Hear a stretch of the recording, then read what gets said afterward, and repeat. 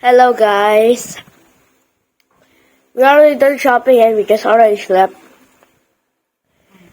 I mean, it's already nighttime when we wake up. And mommy's just gonna clean Elle's ear.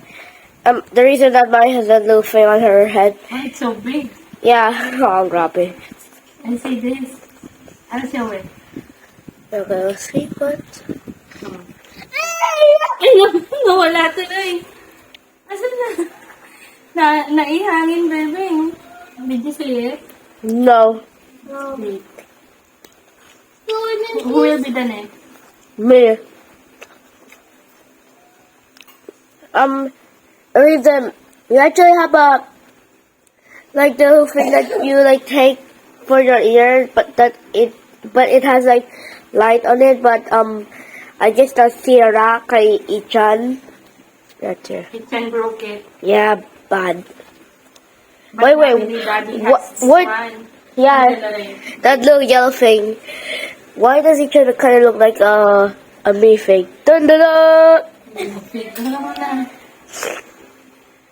So, also, if I were the one, I would probably be Julie kasi ang sarap sa tenga. Sarap sa tenga. Oh, it's so big again. Wait lang, baka makaihangin na naman. And see, I saw. It's kind of hurting when you when you sharp it, mommy shh. My eyes really hurt. It